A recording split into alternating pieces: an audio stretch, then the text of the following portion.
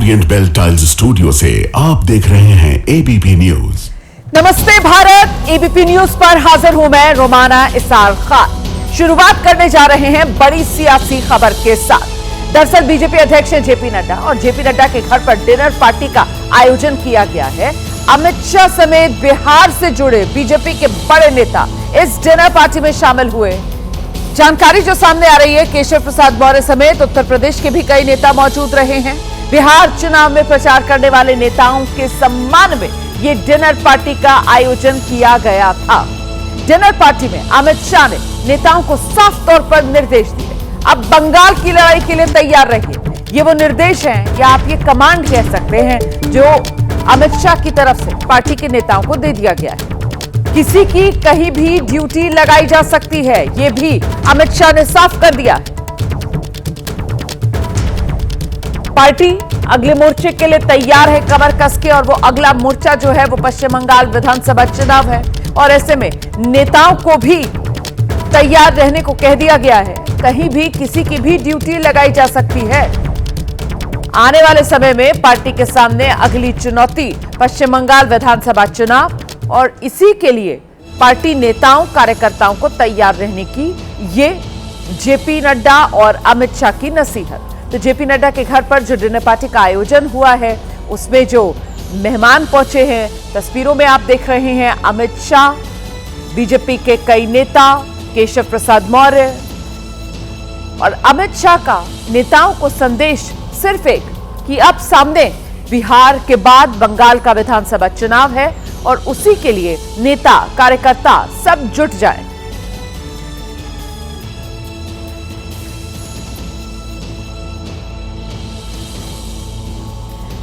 तो बिहार के बाद बीजेपी मिशन बंगाल में जुट गई है। बीजेपी अध्यक्ष जेपी नड्डा के घर आयोजित डिनर पार्टी में बंगाल को लेकर जबरदस्त चर्चा हुई और गृह मंत्री अमित शाह ने नेताओं को कार्यकर्ताओं की तरह ही चुनावी मोड में रहने के निर्देश दे दिए हैं। बिहार में प्रचंड जीत से बीजेपी गदगद है। जबरदस्त जीत से उत्साहित पार्टी नेताओं को जेपी नड्डा के आवास पर डिनर पार्टी दी गई, जिसमें गृह मंत्री अमित शाह समेत तमाम बीजेपी के नेता शामिल हुए। इस मौके पर उन नेताओं का सम्मान और अभिनंदन किया गया जिनकी मेहनत बिहार चुनाव में रंग लाई है। बीजेपी की माने तो बिहार की जीत का संदेश पूरे देश में गया है।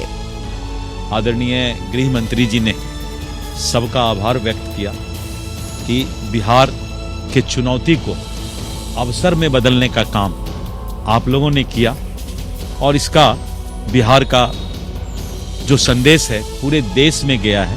बिहार फतह के बाद बीजेपी का अगला टारगेट बंगाल है। डिनर पार्टी में अमित शाह ने सभी नेताओं को बंगाल की लड़ाई के लिए तैयार रहने को कहा। कार्यकर्ताओं को निर्देश दिया कि हमेशा कार्यकर्ता मोड में रहिए, कहीं भी ड्यूटी लगाई जा सकती है। रात्रि भोज में बुलाए गए नेताओं को खाने में लिट्टी चोखा और मखाने की खीर परोसी गई। मिथिला का प्रसिद्ध मखाना और गया का तिलकुट दिया गया। साथ ही मधुबनी पेंटिंग बनी हुई शॉल भी भेंट की गई। तो बिहार में एनडीए की शानदार जीत, और इस जीत के बाद बीजेपी अध्यक्ष जेपी नड्डा ने अपने घर पर नेताओं को दावत दी, डिनर पार्टी पर बुलाया, जिसमें अमित शाह ने बीजेपी नेताओं को बंगाल जीत का मंत्र भी दिया है। उन्होंने बिहार चुनाव में एनडीए की जीत भारत की जीत करार दी है और बिहार विधानसभा चुनाव में जीत का श्रेय एनडीए की एकजुटता को, एनडीए की शक्ति को दिया है। उन्होंने नेताओं को याद दिलाया कि बिहार में कोई दल अकेला चुनाव नहीं लड़ा, सबने मिलकर चुनाव लड़ा। एनडीए का एकजुट होकर चुनाव लड़ना, जिसका देश में बड़ा संदेश गया है कि एनडीए मजबूत है, एनडीए एक है। उन्होंने बताया कि एनडीए की 5 पार्टियों ने 5 पांडवों की तरह ये चुनाव लड़ा, और ऐसे में बिहार जीत घुसपैठियों को निकालने का एक बड़ा संकल्प है। अमित शाह ने आगे कहा, प्रधानमंत्री मोदी पर जनता का अटूट प्रेम है, जनता का अटूट विश्वास है, और ऐसे में चुनाव में 1% का योगदान भी बहुत बड़ा हो जाता है। उन्होंने नेताओं से कहा है कि वो पश्चिम बंगाल की लड़ाई के लिए अब कमर कस लें, पश्चिम बंगाल की लड़ाई के लिए अब नेता तैयार रहें, क्योंकि नेताओं को हमेशा कार्यकर्ता वाले मोड में रहना चाहिए, तो जिससे कहीं भी किसी की भी ड्यूटी लगाई जा सकती है। इसके लिए नेता तैयार रहें, ये अमित शाह की तरफ से नेताओं को साफ संदेश दे दिया गया है। तो एनडीए की एकता एकजुटता का संदेश गया है बिहार के नतीजों से। बिहार में कोई दल अकेला चुनाव नहीं लड़ा। बिहार में एनडीए के 5 दल और सबने मिलकर 5 पांडवों की तरह चुनाव लड़ा।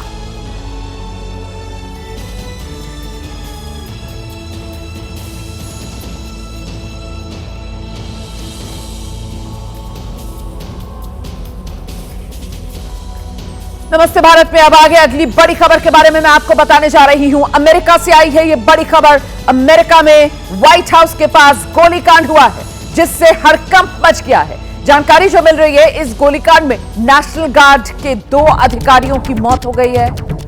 अमेरिकी पुलिस ने एक संदिग्ध को हिरासत में लिया है। ये जो संदिग्ध है अफगान नागरिक बताया जा रहा है। इसका नाम रहमानुल्लाह है। इसको हिरासत में ले लिया गया है। घटना के बाद इलाके में भारी पुलिस बल तैनात। हमलावर को भारी कीमत चुकानी पड़ेगी डोनाल्ड ट्रंप की तरफ से, ये दो टूक अंदाज में कह दिया गया। ये तस्वीरें भी हम आपको दिखा रहे हैं गोलीकांड और गोलीकांड के बाद जिस समय संदिग्ध को दबोचा गया उस वक्त की ये तस्वीरें आपके सामने। अफगानिस्तान का रहने वाला ये संदिग्ध बताया जा रहा है। रहमानुल्लाह इसका नाम है। फिलहाल रहमानुल्लाह को हिरासत में ले लिया गया है।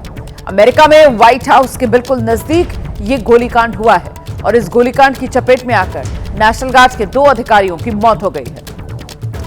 अमेरिका के समय के मुताबिक दोपहर का वक्त था जब संदिग्ध पहुंचा और उसने ये फायरिंग की।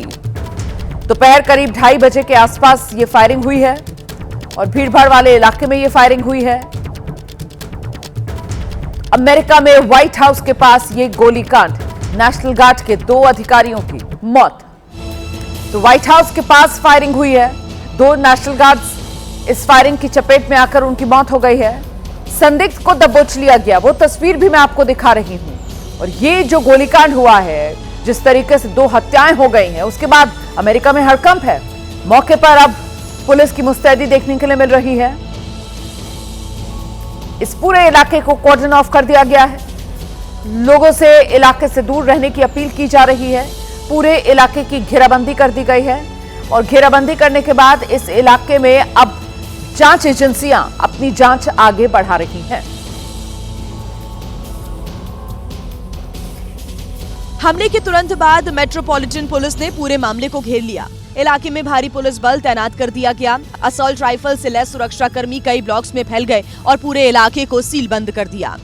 सड़कें बंद कर दी गई। कई पुलिस गाड़ियां और एम्बुलेंस मौके पर पहुंची और जांच टीमें सक्रिय हो गई। कुछ ही मिनटों में सुरक्षा का बड़ा घेरा बना दिया गया और किसी को भी पास जाने की इजाजत नहीं थी। गोलीबारी की जगह पर दर्जनों इमरजेंसी रेस्पॉन्डर और पुलिस गाड़ियां जमा थी। ये डाउनटाउन वॉशिंगटन का एक ऐसा इलाका है जहां पर नेशनल गार्ड महीनों से पेट्रोलिंग कर रहे हैं। फायरिंग में नेशनल गार्ड के 2 जवान घायल हो गए। उन्हें तुरंत हेलीकॉप्टर के जरिए अस्पताल पहुंचाया गया, जहां इलाज के दौरान दोनों ने दम तोड़ दिया। मेट्रोपॉलिटन पुलिस ने एक संदिग्ध को हिरासत में लिया है। दुनिया के सबसे शक्तिशाली देश के राष्ट्रपति डोनाल्ड ट्रंप जहां रहते हैं, उससे महज कुछ ही दूरी पर गोलीबारी की घटना से राजधानी वॉशिंगटन डीसी में सनसनी फैल गई। हालांकि घटना के वक्त राष्ट्रपति ट्रंप राजधानी में नहीं थे, लेकिन उन्होंने सोशल मीडिया के जरिए घटना की निंदा की और दोषियों को कड़ी सजा देने की बात कही। अधिकारियों ने अभी तक ये नहीं बताया है कि फायरिंग क्यों हुई है और किसने की। इतनी अहम लोकेशन पर गोलीबारी होना अपने आप में एक गंभीर मामला है। और अब आगे अगली बड़ी खबर के बारे में आप जान लीजिए। हांगकांग की इमारतों में भीषण आग लगी हुई है। ताइपो में बहुमंजिला इमारतें हैं ये जो आग की चपेट में हैं। अब तक जो जानकारी मिल रही है, इस हादसे की चपेट में आकर 44 लोगों की मौत हो चुकी है। आग की वजह से 300 से ज्यादा लोग लापता। किसी के बारे में कोई जानकारी नहीं मिल पा रही। हालांकि 700 के करीब लोगों को सुरक्षित बाहर निकाल लिया गया है। ये तस्वीरें भी मैं आपको दिखा रही हूं।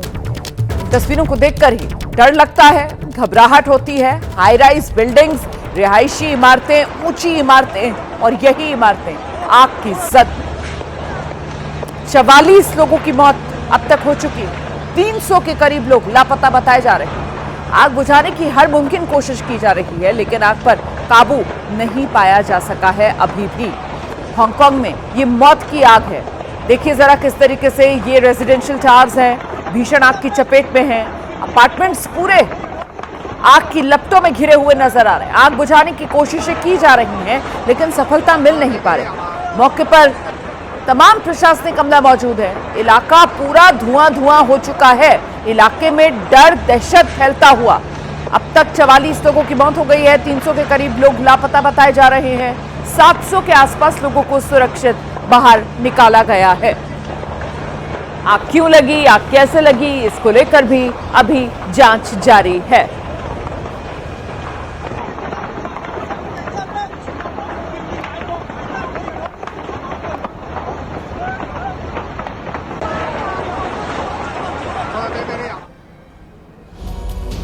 तो ये हांगकांग का ताइपो शहर है और उस वक्त दहल गया जब एक रिहायशी कॉम्प्लेक्स में भीषण आग लगी। अब तक 44 लोगों की मौत हो चुकी है। 300 से ज्यादा लोग अभी तक लापता बताए जा रहे हैं और करीब 700 लोग जिन्हें सुरक्षित निकाल लिया गया है। आग ने देखते ही देखते विकराल रूप ले लिया और 31 मंजिला हाई राइज अपार्टमेंट में तबाही मचा दी। 2000 फ्लैटों वाले इस टावर में अचानक उठी आग की लपटों ने देखते ही देखते कई इमारतों को अपनी चपेट में ले लिया। आग की लपटें और धुएं का गुबार कई किलोमीटर दूर से साफ दिखाई दे रहा है। वांग फुक कोर्ट नाम की हाई राइज अपार्टमेंट में दहशत फैल गई। 700 से ज्यादा फायर फाइटर्स को आग बुझाने के काम में लगाया गया। तस्वीरों में देख सकते हैं हाइड्रोलिक सीढ़ियों के जरिए आग पर पानी की बौछारें डाली जा रही है। सोशल मीडिया पर घटना के वीडियो तेजी से वायरल हो रहे हैं, जिनमें आग की लपटें और गहरा धुआं साफ दिखाई दे रहा है। इमारतों से 90% लोगों को सुरक्षित निकाल लिया गया है। वहीं हांगकांग प्रशासन ने प्रभावित लोगों के लिए हेल्पलाइन नंबर भी जारी किया है। हादसे के बाद टाइपो हाईवे के एक हिस्से को बंद करना पड़ा और कई बस रूटों को डाइवर्ट किया गया। आसपास के लोगों को घरों में ही रहने की सलाह दी गई है। हांगकांग प्रशासन ने हादसे की जांच के आदेश दे दिए हैं। माना जा रहा है कि मरने वालों की संख्या और बढ़ सकती है। तो बड़ी खबर यही है, झारखंड बीजेपी जिसने ममता बनर्जी को लेकर बड़ा हमला बोल दिया है। बंगाल में एसआईआर का होना राष्ट्र के हित में है। ये बीजेपी झारखंड जिसकी तरफ से एआई वीडियो है, ये जो जनरेट किया गया है, बांग्लादेशी घुसपैठियों के बहाने ममता पर तंज कसा गया है और इस वीडियो में ममता बनर्जी को रोते हुए दिखाया गया है। झारखंड बीजेपी ने ये वीडियो जारी किया है। तो झारखंड बीजेपी की तरफ से वीडियो जारी किया गया है। एआई जनरेटेड ये वीडियो है और इस एआई जनरेटेड वीडियो में ममता बनर्जी को दिखाया गया है एसआईआर को लेकर घुसपैठियों को मुद्दा बनाते हुए बीजेपी ने ममता बनर्जी पर यह हमला बोला है। नमस्ते भारत। पश्चिम बंगाल में चुनाव आयोग ने बड़ा दावा किया है। 26 लाख वोटर्स के नाम 2002 वाली जो वोटर लिस्ट थी उससे मेल नहीं खा रहे। ये चुनाव आयोग की तरफ से बड़ा दावा किया गया है। मौजूदा लिस्ट से मेल नहीं खा रहे हैं 26 लाख वोटर्स के नाम। पश्चिम बंगाल में अब तक 6 करोड़ एसआईआर फॉर्म डिजिटलाइज हो चुके हैं। यह भी चुनाव आयोग की तरफ से जानकारी साझा की गई है। तो जिनका नाम रिकॉर्ड से मेल नहीं खा रहा उनका वेरिफिकेशन किया जाएगा। 26 लाख ऐसे नाम अब तक सामने आए हैं। चुनाव आयोग नामों का वेरिफिकेशन करेगा। 26 लाख वोटर्स के नाम 2002 वाली वोटर लिस्ट से मैच नहीं कर पा रहे हैं, वेरीफाई नहीं हो रहे हैं, लिंक नहीं बन रहा है और ऐसे में उनका वेरिफिकेशन होना बाकी।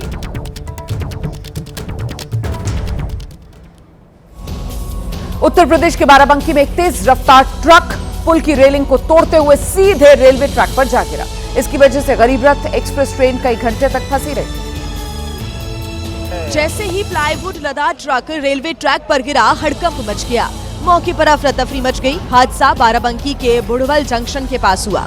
घटना की सूचना मिलते ही railway, Ramnagar police, GRP, fire brigade और आसपास के थानों की टीमें मौके पर पहुंच गई। राहत और बचाव का काम शुरू किया गया। ट्रक के चालक को गैस कटर की मदद से बाहर निकाला गया। गंभीर हालत में उसे बाराबंकी के अस्पताल में भर्ती कराया गया है। गनीमत रही कि जिस वक्त ट्रक पुल से गिरा उस वक्त रेलवे ट्रैक खाली था, नहीं तो बड़ा हादसा हो सकता था। रेलवे ट्रैक ब्लॉक होने की वजह से कई ट्रेनों को चौकाघाट और बिंदौरा रेलवे स्टेशन पर ही रोका गया। अगर बिजली का तार या फिर ट्रक सीधे ट्रेन पर गिर जाता तो स्थिति बेहद भयावह हो सकती थी। वहीं उत्तर प्रदेश के अमरोहा में एक दर्दनाक सड़क हादसा हुआ है। वहां तेज रफ्तार ट्रक ने बाइक को जोरदार टक्कर मार दी। ये दुर्घटना हसनपुर थाना इलाके के गजरौला संभल हाईवे पर हुई। टक्कर इतनी जोरदार थी कि बाइक ट्रक में ही फंस गई, जिसके बाद तेज धमाका हो गया। धमाके की आवाज से पूरा इलाका गूंज उठा। बाइक ब्लास्ट होते ही ट्रक में भीषण आग लग गई और कुछ ही देर में आग ने पूरे ट्रक को अपनी चपेट में ले लिया। आग की लपटें और धुआं दूर से ही नजर आ रहा था, जिससे आसपास अफरा तफरी मच गई। इस हादसे में 4 लोग गंभीर रूप से झुलस गए, जिन्हें स्थानीय लोगों ने अस्पताल में भर्ती कराया। सड़क हादसे का पता चलते ही फायर ब्रिगेड की टीम मौके पर पहुंची और आग बुझाने में जुट गई। घंटों की मशक्कत के बाद आग पर काबू पाया गया। वहीं पुलिस मामले की जांच में जुट गई है। शुरुआती जांच में हादसे की वजह तेज रफ्तार बताई जा रही है। उधर मध्य प्रदेश के खरगोन में अधिकारियों में उस वक्त हड़कंप मच गया जब लोक निर्माण मंत्री राकेश सिंह अचानक खुद निर्माणाधीन बाईपास की जांच करने के लिए पहुंच गए। खास बात ये थी कि अंधेरा होने पर मंत्री राकेश सिंह ने मोबाइल टॉर्च से निर्माणाधीन खरगोन बाईपास नेशनल हाईवे का निरीक्षण किया। इस दौरान कॉम्पैक्शन में गड़बड़ी मिली, साथ ही शोल्डर पर इस्तेमाल पत्थर तय सीमा से ज्यादा आकार का मिला। सैंपलिंग के दौरान ये भी सामने आया कि निर्धारित मापदंडों के अनुरूप बैग उपलब्ध नहीं थे। इस गंभीर लापरवाही पर मंत्री राकेश सिंह ने तुरंत खरगोन लेबोरेटरी के प्रभारी सुपरिटेंडेंट इंजीनियर विजय सिंह पवार को सस्पेंड कर दिया। उन्होंने सब इंजीनियर और सुपरविजन कंसल्टेंट आईकॉन के खिलाफ भी कार्रवाई के निर्देश दिए हैं। ये आपका सारा सिस्टम ही गड़बड़ है, पूरा का पूरा गाड़ी। वो बता रहे हैं कि टेप लगाने से ठीक रहेगा। लोक निर्माण मंत्री राकेश सिंह ने कहा कि किसी भी सड़क परियोजना में गुणवत्ता से समझौता बर्दाश्त नहीं किया जाएगा। इस दौरान चीफ इंजीनियर बीपी बोरासी समेत कई बड़े अधिकारी भी मौजूद रहे।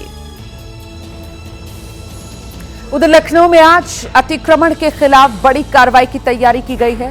बटलर रोड इलाका जो है वहां पर अवैध बस्तियां हैं, इन्हीं अवैध बस्तियों को हटाया जाएगा। इन बस्तियों में बांग्लादेशियों की मौजूदगी का संदेह है।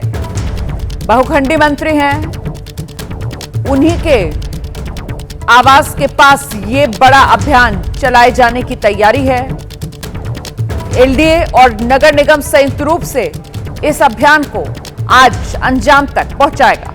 बुलडोजर वाला एक्शन उत्तर प्रदेश की राजधानी लखनऊ में बटला रोड पर जो अवैध झुग्गियां हैं वहीं पर चलेगा आज बुलडोजर।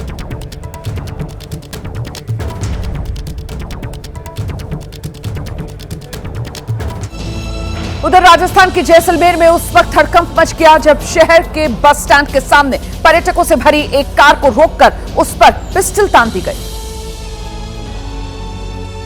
बीच बाजार जिसने भी ये नजारा देखा वो हैरान रह गया। सामने पिस्टल ताने युवक खड़ा था और कार के अंदर पर्यटक सहमे हुए थे। कुछ देर के लिए ऐसा लगा किसी फिल्म की शूटिंग चल रही हो। दरअसल ये एक तरह का मिसकम्युनिकेशन था और कुछ नहीं। राजस्थान पुलिस के मुताबिक पंजाब पुलिस की एंटी नारकोटिक्स सेल की टीम किसी फरार मुलजिम की तलाश में जैसलमेर आई थी। यहाँ गलतफहमी में उन्होंने पर्यटकों की कार को रोक लिया। वांटेड बदमाश भागने न पाए इसीलिए पिस्टल तान दी। बाद में जानकारी होने पर पंजाब पुलिस ने खेद जताया और कार सवार लोगों को जाने दिया। पंजाब पुलिस की एंटी नारकोटिक्स टास्क फोर्स की टीम मुलजिम की तलाश में आई हुई थी और वो अपने जो संदेश की तलाश करी थी उस दौरान वहां संदिग्ध लगा जो हरियाणा पासिंग गाड़ी थी। शहर में इस फिल्मी स्टाइल ऑपरेशन की खूब चर्चा हो रही है तो कई लोग इस पर नाराजगी भी जता रहे हैं। अगली खबर का रुख कर रहे हैं। वॉशिंगटन डीसी में जो गोलीबारी हुई है अमेरिका में, उस पर अमेरिका के राष्ट्रपति डोनाल्ड ट्रंप का बड़ा बयान आया है। डोनाल्ड ट्रंप ने गोलीबारी को आतंकी घटना बताया है। व्हाइट हाउस के पास हमले पर राष्ट्रपति डोनाल्ड ट्रंप का बड़ा बयान। यह हमला आतंकवाद का कृत्य था। डोनाल्ड ट्रंप की तरफ से साफ तौर पर जो हमला हुआ है उसे आतंकवादी हमला करार दे दिया गया है।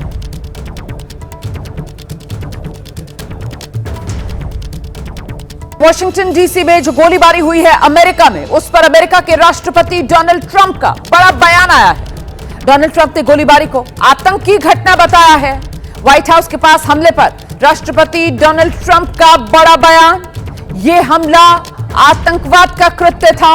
डोनाल्ड ट्रंप की तरफ से साफ तौर पर जो हमला हुआ है उसे आतंकवादी हमला करार दे दिया गया है।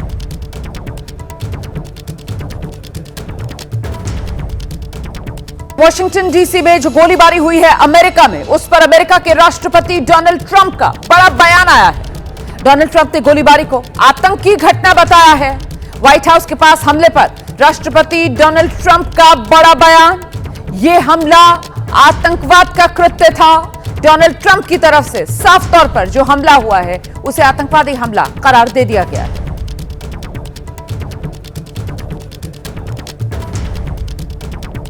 दक्षिण भारत से है। बेंगलुरु में एक ऐसा मामला सामने आया जिसने न केवल इंसानियत को शर्मसार किया बल्कि वक्त के साथ पति पत्नी के जो बदलते रिश्ते हैं उस पर भी एक प्रश्न चिन्ह लगा दिया है। पति बसवराज उसे पागल कहता, घंटों कमरों में बंद करता और फिर धीरे धीरे देता एक ऐसा इंजेक्शन जिसकी रोजाना डोज उसे सीधे मौत के दरवाजे तक ले आई। 30 साल की विद्या एक सामान्य गृहिणी थी, लेकिन वो बसवराज की बदमाशी समझ नहीं पाई। आरोपी पति बसवराज रोज उसे मरकरी यानी पारे का इंजेक्शन देता। 26 फरवरी की रात विद्या सोने गई और अगली शाम होश में आई। जांघ में तेज दर्द था, लिहाजा अस्पताल में भर्ती कराया गया। जब रिपोर्ट आई तो डॉक्टर हैरान रह गए क्योंकि विद्या के पूरे शरीर में पारा फैल चुका था। वो जहरीला पारा जो धीरे धीरे शरीर के सारे अंगों को सड़ा देता है। विद्या 9 महीने तक जिंदगी और मौत से जूझती रही, कभी इस अस्पताल तो कभी उस अस्पताल, लेकिन डॉक्टर उसकी जान नहीं बचा पाए। मौत से पहले विद्या ने बयान भी दिया। उसी बयान के आधार पर पति बसवराज के खिलाफ अत्तीवेले पुलिस स्टेशन में FIR दर्ज हुई, जिसके बाद उसे गिरफ्तार किया गया।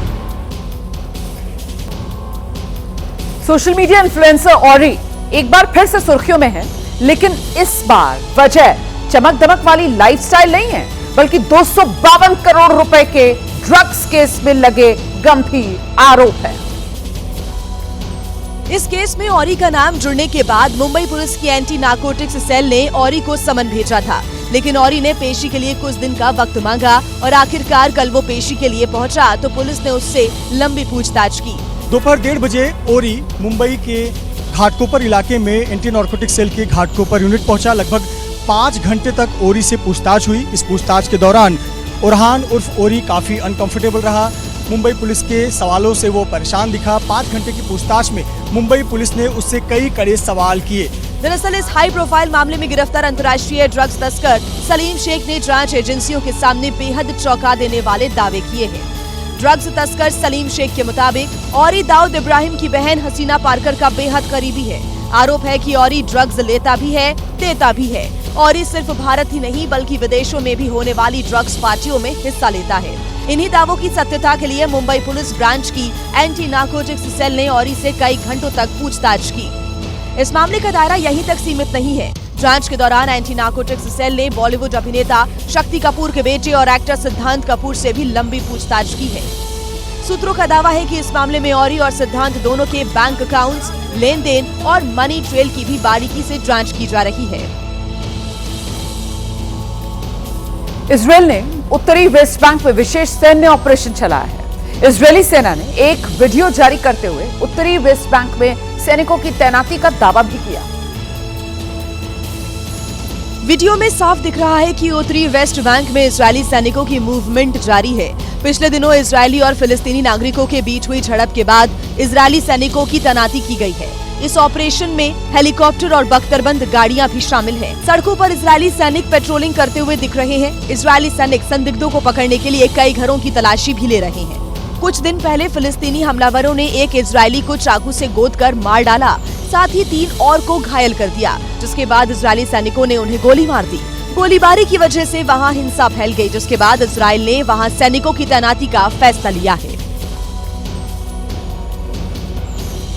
उधर यूरोपीय देश स्लोवाकिया पर इन दिनों कुदरत का कहर टूट पड़ा है। बर्फबारी, बाढ़, बारिश से हालात बिगड़ रहे हैं। कई इलाकों में तो कई फीट तक पानी भरा हुआ है। देश के मध्य हिस्से के ज्यादातर इलाके कुदरत के ट्रिपल अटैक से परेशान हैं। एक तरफ जहां बर्फबारी से लोग जूझ ही रहे थे, तो बारिश ने और हालात बिगाड़ दिए। पिघलती बर्फ और बारिश के पानी की वजह से वहां कई इलाकों में बाढ़ जैसे हालात बन गए। बाढ़ की वजह से सड़कें लबालब हो गई, रिहायशी इलाकों में पानी भर गया, सड़कों पर आवाजाही ठप हो गई। हालांकि ट्रैफिक को सामान्य बनाने के लिए दमकल विभाग ने सड़कों पर तटबंध बनाकर आवाजाही शुरू करने की कोशिश की। दमकल विभाग ने कई इलाकों से पाइप के जरिए पानी निकालने की भी कोशिश की, ताकि मुश्किलें कुछ कम हो सके। मौसम विभाग ने बारिश जारी रहने के साथ ही और बर्फ पिघलने की चेतावनी जारी की है। सबसे ज्यादा असर ज्वेलेन और वेल्की क्रटिस इलाके में देखा जा रहा है। खबर उत्तर प्रदेश से है, जहां मथुरा में एक शख्स पर उसकी पत्नी की हत्या का आरोप लगा है। हालांकि पुलिस ने आरोपी पति को गिरफ्तार तो कर लिया। बताया जा रहा है कि उसने अपना जुर्म अब कबूल कर लिया है। 5 साल पहले खुशी अग्रवाल ने मथुरा के रहने वाले सूरज अग्रवाल के साथ लव मैरिज की थी। शुरुआत में दोनों के रिश्ते ठीक थे, लेकिन कुछ समय के बाद दोनों के बीच विवाद बढ़ने लगा। जब विवाद ज्यादा बढ़ा तो खुशी सूरज को छोड़कर मायके चली आई और तलाक के लिए कोर्ट में अर्जी दे दी। खुशी के पिता का आरोप है कि सूरज उनके घर पहुंचा और बहला फुसलाकर खुशी को अपने साथ ले गया। रास्ते में ही उसे गोली मार दी। भाग के शादी की थी उन्होंने और करीबन 5 साल हो गए और उसके बाद में डाइवोर्स भी दाखिल करा दिया हमने। सूरज है क्या शाम के टाइम में घर से बुला के ले गया, बोले चला आते हैं, ला के कहीं भी गोली मार दिया सर में। पुलिस ने छापेमारी करते हुए सूरज को एक मंदिर से गिरफ्तार कर लिया, जहां वो छिपकर बैठा हुआ था। पुलिस ने हत्या में इस्तेमाल किया गया तमंचा भी बरामद कर लिया। देखिए, जब मौका बर्थडे जन्मदिन का होता है तो फिर दोस्तों से ज्यादा खुशी कोई नहीं मनाता है। दोस्ती केक पर मोमबत्ती जलाते हैं, लेकिन मुंबई में 5 दोस्तों ने मिलकर अपने ही दोस्त को आग के हवाले कर दिया। विनोबा भावे इलाके का रहने वाला अब्दुल रहमान 21 साल का हुआ था। 25 नवंबर को रात 12 बजे के बाद उसके 5 दोस्तों ने फोन कर उसे फ्लैट के नीचे बुलाया और केक काटने की बात कही। अब्दुल के भाई ने बताया कि जब वो नीचे उतरा तो अयाज मलिक और अशरफ मलिक ने उस पर अंडे और पत्थर फेंके। इसके बाद कासिम चौधरी और हुज़ैफा खान स्कूटी से पेट्रोल लेकर आए और फिर अब्दुल को आग लगा दी। आग की लपटों में गिरने के बाद अब्दुल ने किसी तरह अपने कपड़े उतारे, लेकिन तब तक वो बुरी तरह झुलस चुका था। फिलहाल अब्दुल अस्पताल में भर्ती है और पुलिस ने 5 दोस्तों को गिरफ्तार कर लिया। अब सवाल यह है कि दोस्तों ने अब्दुल के साथ ऐसा क्यों किया? क्या ये कोई पुरानी रंजिश थी या फिर कुछ और? उत्तर प्रदेश के प्रयागराज में एक ऐसी शादी हुई है जिसने भी देखा वो हैरान रह गया, क्योंकि प्रयागराज में इस बार दूल्हा नहीं बल्कि खुद दुल्हन दूल्हे के घर बारात लेकर पहुंची थी। आगे आगे दुल्हन, पीछे पीछे सैकड़ों बाराती। अंदाज बिल्कुल वही जैसे दूल्हा अक्सर दुल्हन के घर बारात लेकर पहुंचता है। फूलों से सजी बग्गी में दुल्हन बैठी थी, बाराती जमकर डांस कर रहे थे। जैसे ही ये बारात सड़कों से होकर गुजरी, लोगों की भीड़ इसे देखने के लिए उमड़ पड़ी। पिता का सपना था कि वो अपनी बेटी की शादी बेटों की तरह करे। इसके लिए बाकायदा पहले ही निमंत्रण पत्र में लड़की की बारात नाम से टाइटल छपवाया गया। जब बारात दूल्हे रजत के घर पहुंची तो परिवार ने भी तनु का शाही अंदाज में स्वागत किया और पारंपरिक रस्मों के साथ विवाह की विधियां पूरी की। इधर देश की राजधानी दिल्ली के रोहिणी इलाके में एक बेकाबू तेज रफ्तार कार एक घर में घुस गई। गनीमत तो ये रही कि हादसे में घर के भीतर मौजूद बुजुर्ग महिला बाल बाल बच गई। वीडियो हैरान करने वाला है। दिल्ली के रोहिणी में एक बेकाबू तेज रफ्तार कार एक घर में घुस गई। गनीमत रही कि हादसे में घर के अंदर मौजूद बुजुर्ग महिला बाल बाल बच गई। कार मुड़ी और घर में घुस गई। सोसाइटी के गेट से कार अंदर मुड़ी और सीधे घर का गेट तोड़ते हुए अंदर घुस गई। घर के अंदर ये बुजुर्ग महिला बरामदे में अपने बिस्तर पर बैठी हुई थी, तभी कार की एंट्री हुई। कार की टक्कर की वजह से अंदर रखा कूलर और कपड़े सुखाने वाला स्टैंड बुजुर्ग महिला के ऊपर जा गिरा। गनीमत रही कि हादसे के वक्त कार आगे वाले तखत से टकरा कर रुक गई, वरना बड़ा ही गंभीर हादसा हो सकता था। ये हादसा इस बात के लिए डराता है कि बंद घर के अंदर भी एक्सीडेंट का खतरा बना रहता है। कर्नाटक के कोडागु से एक्सीडेंट की हैरान करने वाली तस्वीरें सामने आई हैं। मजदूरों को ले जा रहे एक पिकअप वैन का बैलेंस अचानक बिगड़ा, जिसके बाद वो पलटते हुए सीधा तो हो गया, लेकिन हादसे की तस्वीरें सीसीटीवी में रिकॉर्ड हुई हैं।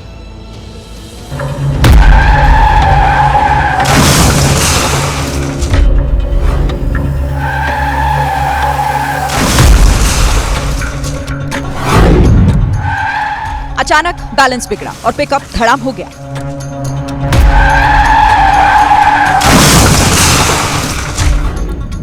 पिकअप सामान्य रफ्तार से ही आ रहा था, लेकिन अचानक वो अनियंत्रित होकर पलट गया। पिकअप पर बैठे मजदूर एक झटके में जमीन पर आ गिरे और उनमें 2 मजदूरों पर पलटने के बाद पिकअप वापस आ गिरी।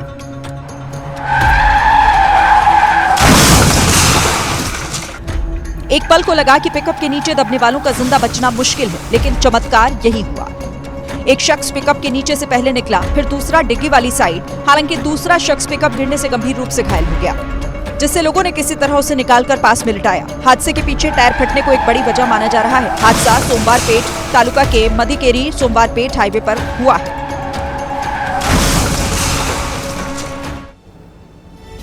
और अब खबर महाराष्ट्र के नासिक से है, जहां शिवसेना शिंदे गुट की पूर्व विधायक निर्मला गावित सड़क हादसे का शिकार हुई हैं। अपने पोते के साथ वो घर के बाहर ही टहल रही थी और तभी एक कार ने उन्हें टक्कर मार दी और वहां से कार ड्राइवर फरार हो गया।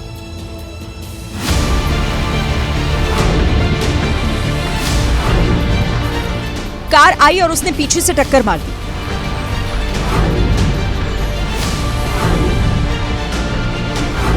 ये उसी हादसे का सीसीटीवी फुटेज है। सड़क पर कुछ भी असामान्य नहीं था। पूर्व विधायक पोते और एक महिला के साथ घर के बाहर घूम रही थी, तभी यह हादसा हो गया। एक पल को ऐसा लगा कार वाले ने जानबूझकर निर्मला गावित को टक्कर मारी। गनीमत रही कि हादसे में गावित का पोता बाल बाल बच गया, जो कि ठीक उन्हीं के साथ चल रहा था। गंभीर रूप से घायल निर्मला गावित का निजी अस्पताल में इलाज चल रहा है और आरोपी ड्राइवर की तलाश की जा रही है। और अब खबर मुंबई से है, जहां वर्ली सी लिंक पर एक चलती गाड़ी में भीषण आग लग गई। आग लगने की वजह से कार जलकर खाक हो गई है। सूचना मिलने पर मौके पर फायर ब्रिगेड की टीम पहुंची, आग पर काबू पाया। कार में आग लगने की घटना में कोई हताहत नहीं हुआ है। हालांकि कुछ देर के लिए मौके पर ट्रैफिक जाम जरूर हो गया था। तस्वीरें हम आपको दिखा रहे हैं, मुंबई सी लिंक की ये तस्वीरें आपके सामने। चलती कार में आग लग गई थी, चलती गाड़ी आग का गोला बन गई थी और बाद में जब आग पर काबू पा लिया गया, उसके बाद की ये तस्वीरें आपके सामने हैं। पूरी तरीके से जल चुकी गाड़ी तस्वीरों में आप देख रहे हैं।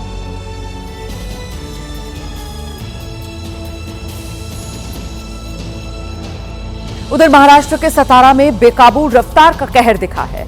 सड़क हादसे में एक शख्स की जान चली गई, जबकि 2 लोग बस बाल बाल बचे।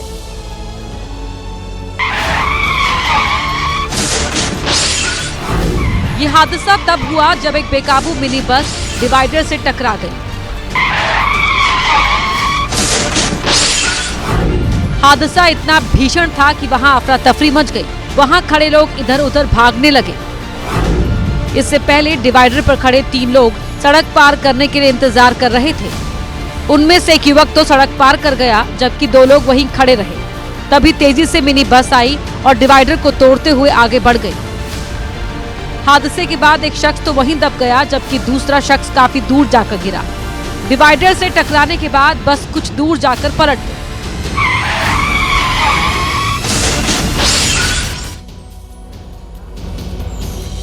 कमला पसंद, राजश्री पान मसाला, इन कंपनीज के मालिक कमल किशोर की बहू दीप्ति चौरसिया ने मंगलवार शाम को खुदकुशी कर ली थी। पुलिस के मुताबिक दीप्ति का शव पंखे से लटका हुआ मिला। पुलिस को एक सुसाइड नोट भी बरामद हुआ। सूत्रों के मुताबिक सुसाइड नोट में किसी पर आरोप नहीं लगाया गया। हालांकि सुसाइड नोट में प्यार भरोसे का जरूर जिक्र किया गया। सुसाइड नोट में लिखा है कि अगर प्यार नहीं, भरोसा नहीं किसी रिश्ते में, तो फिर रिश्ते में रहने और जीने की वजह क्या है। वहीं मृतका के भाई ने ससुराल वालों पर कई गंभीर आरोप लगाए हैं। मुझे इंसाफ चाहिए, तो मुझे तो बस बोला गया कि वो खत्म हो गई। उस समय उसको मारा पीटे, उसको क्या कैसे की है वो, कि उसको मारा गया, मुझे नहीं पता है। वो दीप्ति की 2010 में हरप्रीत चौरसिया से शादी हुई थी। दोनों का 14 साल का एक बेटा है। बताया जा रहा है कि हरप्रीत ने 2 शादियां की हैं। दूसरी पत्नी दक्षिण भारतीय फिल्मों की एक्ट्रेस है।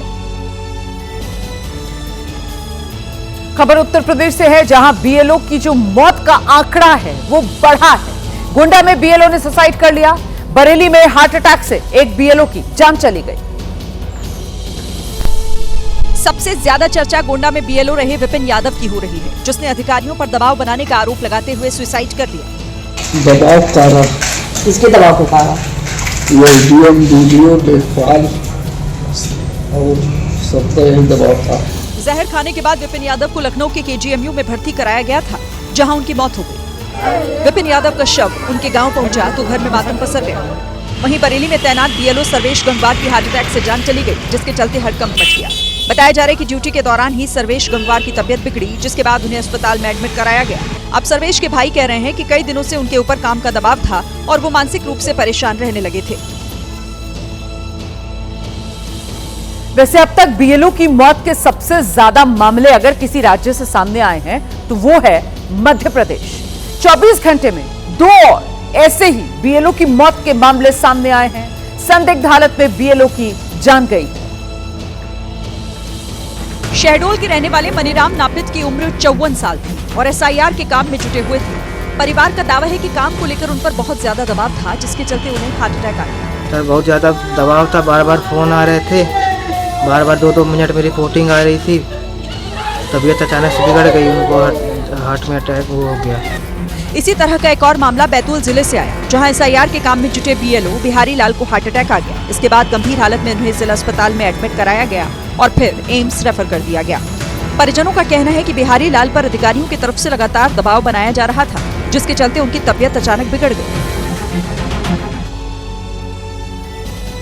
बीएलओ की लगातार जो मौतें हो रही हैं, इस मामले को लेकर सियासत गरमाई हुई है। कांग्रेस समेत तमाम विपक्षी दलों ने एक बार फिर से केंद्र सरकार और चुनाव आयोग पर गंभीर आरोप लगाए। कांग्रेस ने सोशल मीडिया पर 25 से ज्यादा बीएलओ और कर्मचारियों की लिस्ट जारी की, जिनकी पिछले कुछ दिनों में जान जा चुकी है। इसमें गुजरात के 5, केरल के 1, राजस्थान के 3, मध्य प्रदेश के 8, पश्चिम बंगाल के 3, उत्तर प्रदेश के 4 और तमिलनाडु के 2 लोगों के नाम शामिल है। एक टीचर को आप उससे उम्मीद करेंगे कि वो 20-20 घंटे काम करे और 20 घंटे काम करके भी वो पूरा ना कर पा रहा हो, तो निश्चित रूप से स्थिति भयावह है। इधर समाजवादी पार्टी ने बीएलओ की हो रही मौतों का जिम्मेदार केंद्र सरकार और चुनाव आयोग को बताया। साथ ही मृतक के परिवार को 1 करोड़ रुपए का मुआवजा देने की मांग की।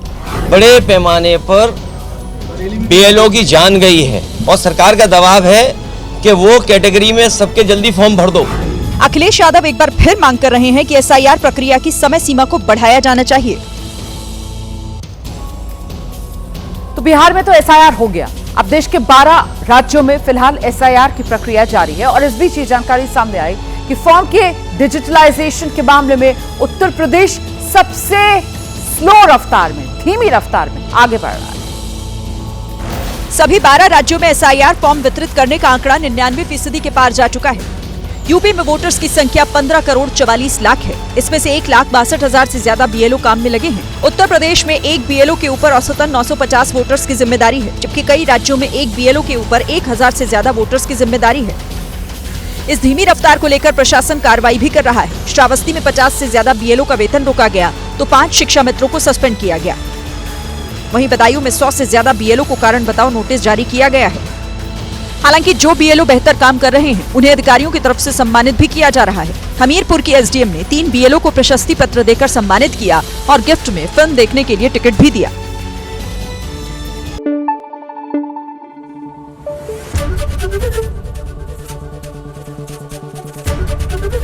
एबीपी न्यूज आपको रखे आगे।